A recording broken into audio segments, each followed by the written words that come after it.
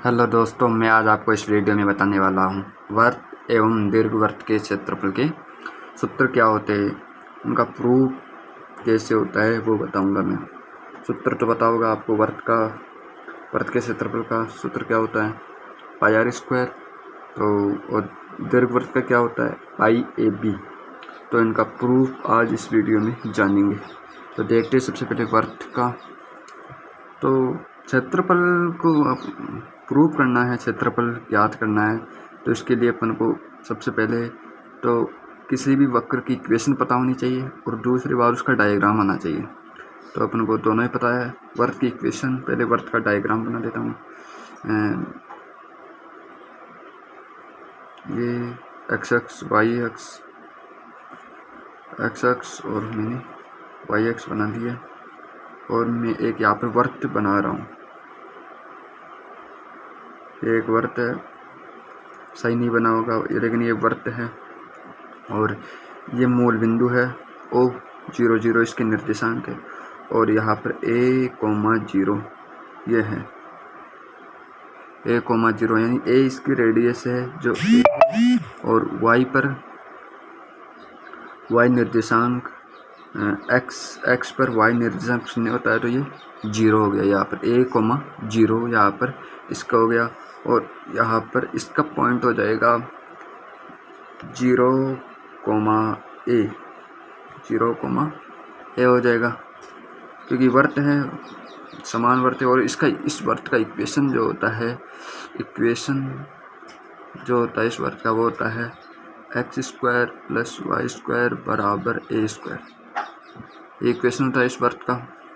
अब इस वर्त से अपन इसके क्षेत्रफल के सूत्र का डेरिवेशन करेंगे, उसका प्रूफ निकालेंगे। तो देखते हैं, सबसे पहले अपन को इसका क्षेत्रफल निकालना है, मतलब पूरे का क्षेत्रफल निकालना है। तो इसके लिए मैं सबसे पहले इस को लेता हूँ, इस एरिया को लेता हूँ, ये आपके पास दिख रहा है, और मैं इस पर एक अल्पांश लेता हूँ। अल्पांश का मतलब जानते होंगे आप, अल्पांश होता है कि किसी भी वक्र पर एक सूक्ष्मतम राशि लेते हैं, सूक्ष्मतम चित्र फिगर लेते हैं, जो अल्पांश होता है। मतलब इसकी छोटी से छोटी इकाई, मतलब ये जो बना है पूरा, ये अल्पांशों से मिलकर बना होगा। एक छोटा, जैसे विज्ञान में कोशिका होती है, वैसे ही इस मैथ में इससे छोटी से छोटी अल्पांश लेते हैं। एक अल्पांश ले लिया। इस पहले में 4 चतुर्थांश से, पहले चतुर्थांश की बात कर रहा हूँ, पहले मैं इसका क्षेत्रफल निकालूंगा और फिर 4 से गुणा कर दूंगा, तो इस पूरे वृत्त का क्षेत्रफल अपने पास आ जाएगा। तो सबसे पहले मैंने इस पर एक अल्पांश खींचा। अब अल्पांश एक आयताकार रूप में है और ये जो इसकी लंबाई है, ये वाली जो x पर इसकी जो लंबाई है वो है अपने पास dx। ये dx है और इसकी जो लंबाई चौड़ाई है ऊपर वो है y। ये y है क्योंकि y निर्देशांक, जब यहाँ तक y है तो ये y हो गया, ये y है और ये dx है। तो यहाँ तक समझ में आया। फिर आगे देखते हैं। अब अल्पांश ले लिया और अब समाकलन द्वारा इसका क्षेत्रफल फाइंड आउट करेंगे। समाकलन जानते होंगे आप कि समाकलन करेंगे, लेकिन समाकलन से पहले इस अल्पांश का क्षेत्रफल निकालो।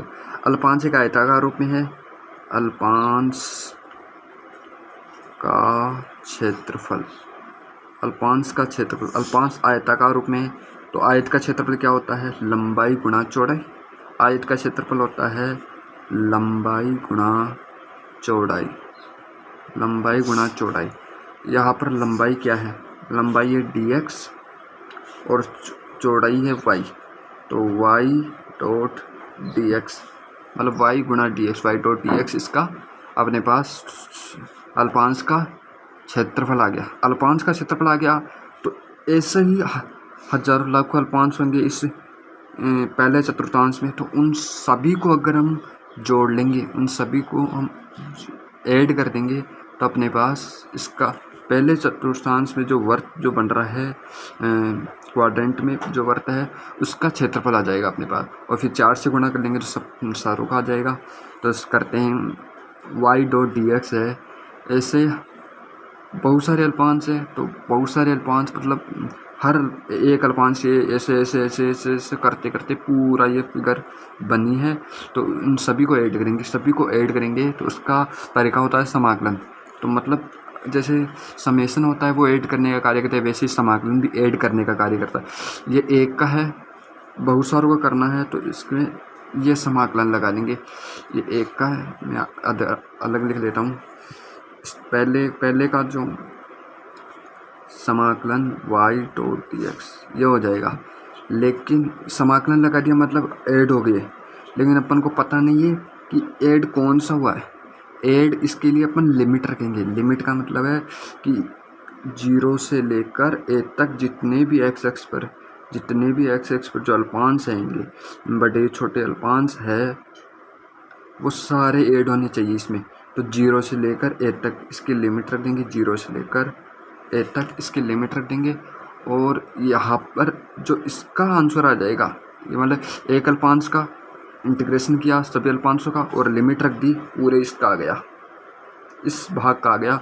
और इस भाग का ये क्षेत्रफल है।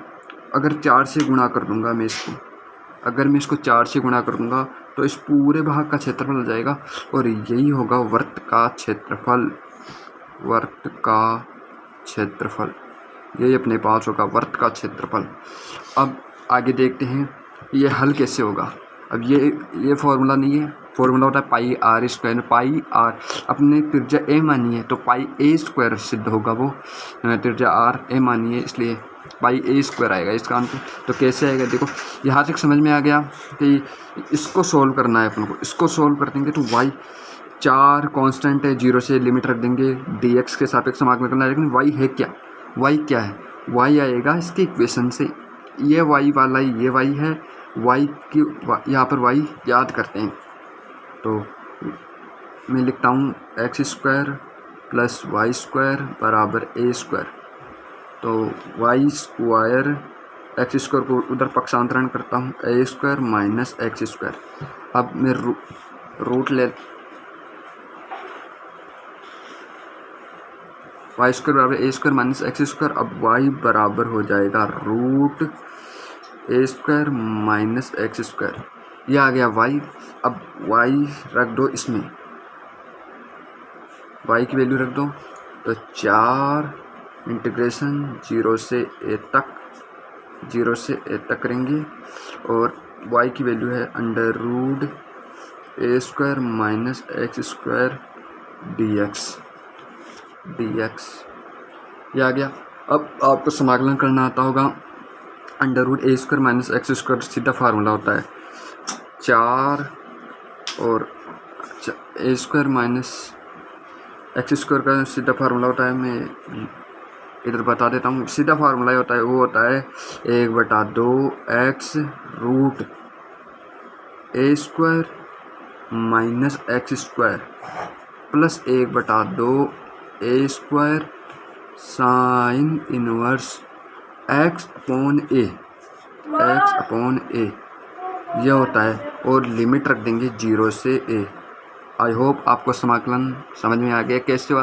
अंडर रूट ए square minus x square d x का समाकलन अपने पास ये होता है, सूत्र है इसका समाकलन ये होता है 1/2 x root A square minus x square plus 1/2 a square sine inverse x upon a, और लिमिट रख दी लास्ट में 0 से ए। 4 ऐसे कैसे है। अब फिर अपर लिमिट और लोअर लिमिट, ये अपर लिमिट है ये लोअर लिमिट है, इनको हम इस में रख देंगे तो अपने पास आगे क्या बनेगा देखो। मैं ए रखता हूँ, पहले अपर लिमिट रखता हूँ, ए यहाँ रखूँगा, ए यहाँ रखूँगा, ए रखूँगा तो ए स्क्वायर और a square minus A square 0 बनेगा, तो ये पार्ट 0 हो गया पूरा।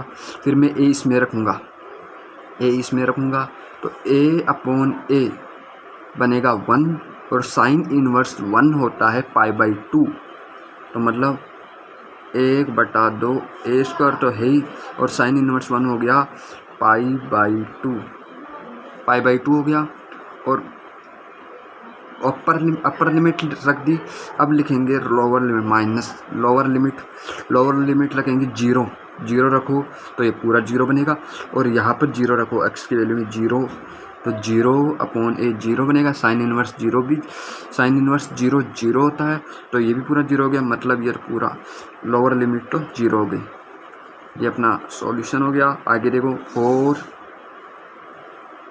इनको गुणा कर लेंगे, पाई ए स्क्वायर अपॉन 4, पाई ए स्क्वायर अपॉन 4 हो गया।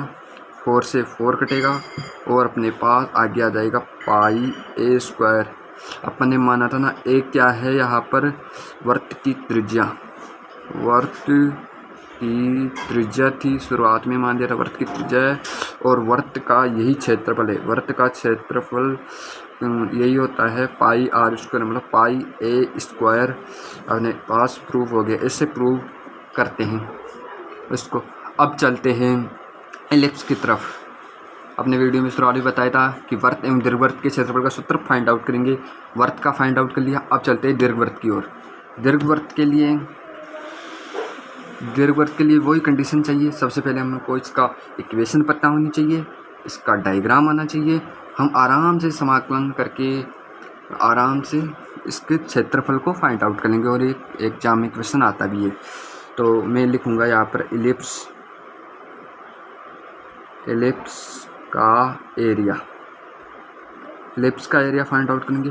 तो सबसे पहले मैं इसका फिगर डायग्राम बनाता हूँ। डायग्राम बनाएंगे, ये वाई एक्स है, ये एक्स एक्स है, ये एक्स एक्स है, ये वाई एक्स है। तो एलिप्स में एलिप्स का जो इक्वेशन होती है वो होती है x square upon a square plus Y square upon b square, x square upon a square plus Y square upon b square बराबर 1। ये एलिप्स की इक्वेशन होती है। और मैं कौन सा एलिप्स बना रहा हूँ, मैं एलिप्स बना रहा हूँ ए ग्रेटर देन बी वाला, ए ग्रेटर देन बी वाला एलिप्स बना रहा हूँ। तो देखो आप क्या होगा, ए ग्रेटर देन बी वाला होता ना, एक तो होता है बी ग्रेटर देन ए, एक होता है ए ग्रेटर देन बी। तो बी ग्रेटर देन ए हो तो ऐसे बनता है, और ए ग्रेटर देन बी हो तो ऐसा बनता है। ये एलिप्स बन गया अपने पास। ये एक एलिप्स है, दीर्घवृत्त है, और इसका अपन ये मूल बिंदु हो गया ओ, और ये हो जाएगा a, 0, और ये हो जाएगा 0, b, क्योंकि ये बड़ा हो सकता है, ये छोटा हो सकता है, क्योंकि बराबर नहीं वृत्त थोड़ी है, दीर्घवृत्त है। तो ये 0, b होगा, वो 0, b। तो अब देखते आगे कि इसमें भी 4 खंड विभाजित हो गए हैं। अगर मैं एक खंड का निकालूं और 4 से गुणा कर दूं तो इस पूरे दीर्घवृत्त का मेरे पास क्षेत्रफल आ जाएगा। तो मैं पहले सबसे पहले इसका फाइंड आउट करूंगा, और 4 से मल्टीप्लाई कर दूंगा। तो इस पर सबसे पहले यह भी अनेक अल्पांशों से मिलकर बना होगा। छोटे छोटे अल्पांश मिलकर एक वक्र का निर्माण कर दिया, और छोटे से अल्पांश मैंने लेता एक्स एक्स पर एक छोटा सा अल्पांश लिया, आप वाई एक्स पर भी ले सकते हो। मैं एक्स एक्स पर एक छोटा सा अल्पांश लेता हूँ।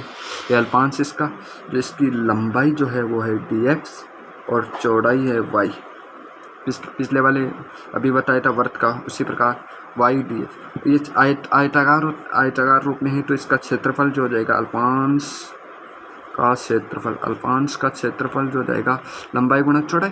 लंबाई क्या है y डॉट dx, ये होगी इसके क्षेत्रफल, यानी dx लंबाई होगी, चौड़ाई y होगी, तो लंबाई गुणा चौड़ाई y डॉट dx अल्पांश का हो गया। अब ऐसे अल्पांश हजारों होंगे, इसमें लाखों होंगे, तो सारों अल्पांशों को अपन को ऐड करना है। एक अल्पांश का क्षेत्रफल आ गया, तो इन सभी अल्पांशों के क्षेत्रफल को ऐड करना है।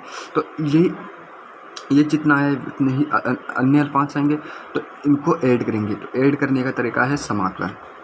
इसके समाकलन लगा देंगे, मतलब अब एलिप्स का इस पहले वाले का खंड का जो क्षेत्रफल आएगा वो हो जाएगा लिमिट y, क्या इंटीग्रेशन y डॉट dx। मैंने इंटीग्रेशन लगा दिया, लेकिन इंटीग्रेशन है कहाँ से कहाँ, लिमिट भी रखनी होगी, क्योंकि इंटीग्रेशन y डॉट dx कितनों को जोड़ेंगे, कहाँ तक जोड़ेंगे कोई पता ही नहीं चल रहा। तो कहाँ से कहाँ तक जोड़ेंगे, 0 से लेकर यहाँ a तक जोड़ेंगे। इन सभी को जोड़ेंगे, अल्पांश जितने भी अल्पांश है सभी अल्पांशों के क्षेत्रफलों को योग करेंगे तो अपने पास पहले वाले खंड का आ जाएगा। तो मैं लिमिट लगाऊंगा 0 से a, यह आ गया इसका क्षेत्रफल पहले वाले का। और अगर मैं 4 से गुणा कर दूँ इसको, 4 से गुणा कर दूँ इसको, तो पूरे इलिप्स का क्षेत्रफल आ जाएगा। अब आगे चलते हैं, अब इसको सोल्व करना है। अब आपको पता है 4 कांस्टेंट है, a और 0, इसकी लिमिट हो गई, upper limit lower limit, integration हो गया, dx के सापेक्ष y का समाकलन करना है। लेकिन y है क्या, y है ये, यहाँ से y की वैल्यू अपन को फाइंड आउट करनी है। और वो कैसे होगी, अब देखते हैं y की वैल्यू यहाँ से क्या होगी। देखो x² upon a² plus y² upon b² बराबर 1 है, तो मैं यहाँ से x² अपॉन a² को पक्षांतरण कर रहा हूँ, y² अपॉन b² बराबर 1 माइनस x² अपॉन a²। अब b² को मैं उधर पक्षांतरण कर रहा हूँ, y² बराबर b² 1 minus x² upon a²। अब y² बराबर b² a² मैंने एलसीएम लिया, a² एलसीएम लिया, तो ये अपना 1a² को 1 से गुणा करेंगे, a² माइनस x², यहाँ से अपने पास आया।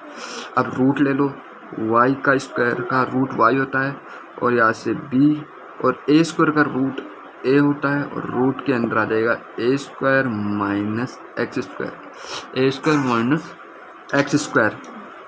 आगे देखते हैं, under root a² minus x²। अब इस y की वैल्यू आ गई, y आ गया अपने पास, यहाँ पर रख दो, पुट करो, तो यहाँ से 4 इंटीग्रेशन 0 से a तक लिमिट है अपनी, और y की वैल्यू आएगी b upon a root a² minus x², a² minus x और डॉट dx आगे है। अब इसको सॉल्व कर देंगे तो इलिप्स का पूरे का क्षेत्रफल अपने पास आ जाएगा।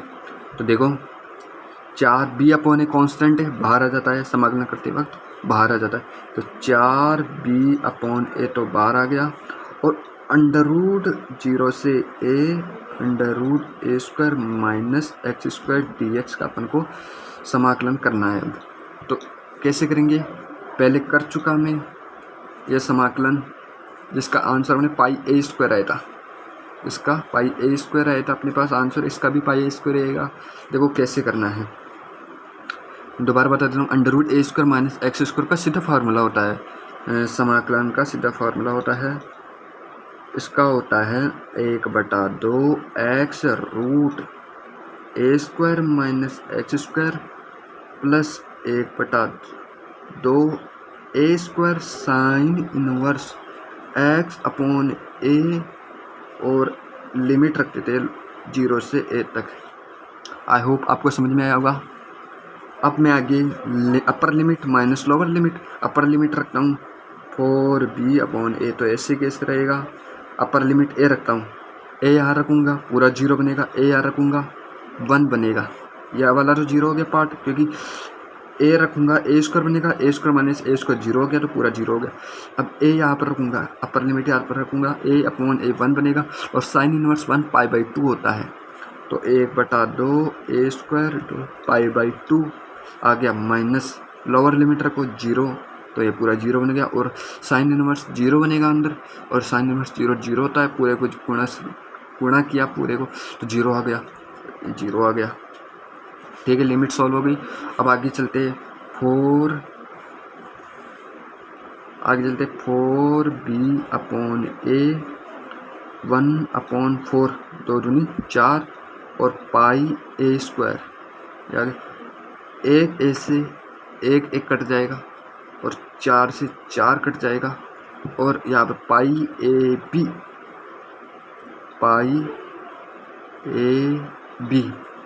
πab ही इलिप्स